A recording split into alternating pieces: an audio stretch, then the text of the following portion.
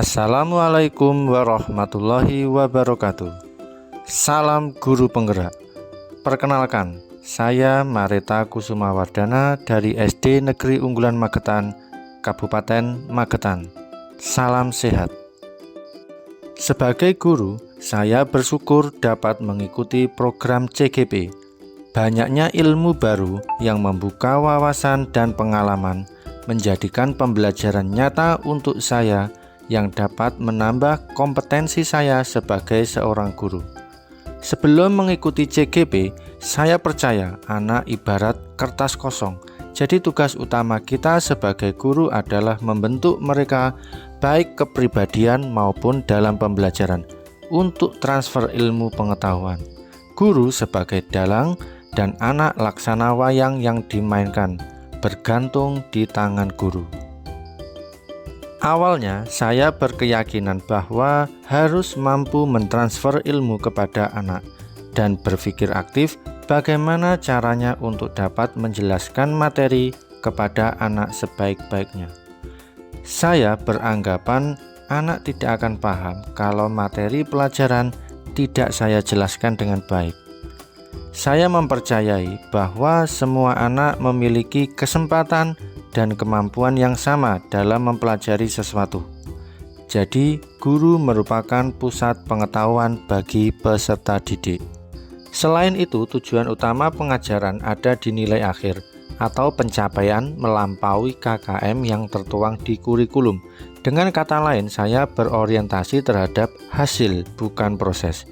Kegiatan pembelajaran seringkali dilaksanakan dalam kelas karena saya beranggapan bisa menjelaskan materi secara lebih mendetail dan lebih mudah dalam mengontrol siswa. Saya seringkali memberikan tugas yang seragam tanpa mempertimbangkan keragaman bakat dan potensi siswa. Implementasi pemikiran Ki Hajar Dewantara dapat diterapkan dalam 3 hal: pendidikan merdeka, pendidikan menuntun, pendidikan kodrat zaman dan alam. Pendidikan yang memerdekakan bertujuan agar siswa belajar tanpa tekanan, sesuai dengan karakteristik dan kemampuannya. Gaya belajar siswa yang beragam seperti audio, visual, maupun kinestetik menuntut guru untuk mampu mendesain strategi dan media pembelajaran yang dapat mengakomodir keragaman gaya belajar siswa. Oleh sebab itu, guru selayaknya melaksanakan kegiatan asesmen untuk mengidentifikasi karakteristik siswa. Pendidikan yang memerdekakan adalah pendidikan yang menitikberatkan perubahan secara holistik, lahir dan batin berdasarkan kodrat alam siswa. Kemerdekaan yang dimaksud dalam pendidikan bersifat 3 hal: berdiri sendiri, tidak bergantung orang lain, dan dapat mengatur dirinya sendiri. Pendidikan yang memerdekakan mengolah rasa, raga, dan karsa secara seimbang, sehingga dengan keseimbangan ini akan menghasilkan insan yang penuh kebijaksanaan. Ki Hajar Dewantara berpendapat bahwa pendidikan memberikan tuntunan atau menuntun terhadap segala kekuatan kodrat yang dimiliki anak agar ia mampu mencapai keselamatan dan kebahagiaan yang setinggi-tingginya. Oleh sebab itu, pendidik hanya dapat menuntun tumbuh hidupnya kekuatan kodrat anak-anak agar dapat memperbaiki laku hidup dan tumbuhnya kekuatan kodrat anak.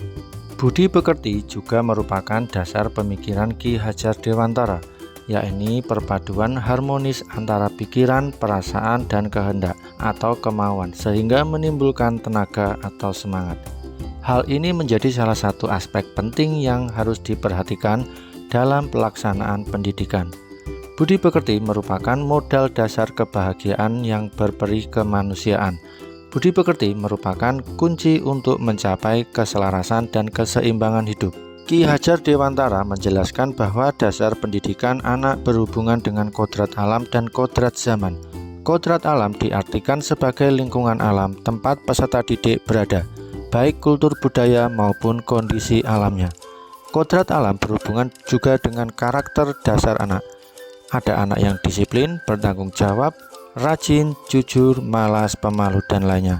Maka selayaknya guru harus bisa menjadi model positif, teladan yang baik bagi mereka. Kodrat zaman diartikan perubahan dari waktu ke waktu. Guru membekali keterampilan kepada siswa sesuai zamannya agar mereka bisa hidup, berkarya, dan menyesuaikan diri. Dalam konteks pembelajaran sekarang, guru harus lebih mengenal teknologi agar menyesuaikan dengan kondisi.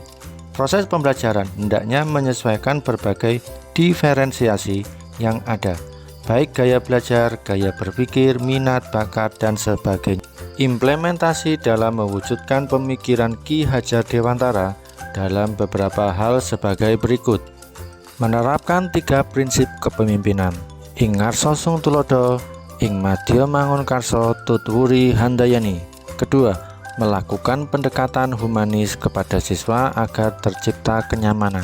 Ketiga, merancang pembelajaran sesuai dengan karakteristik dan berpusat pada anak.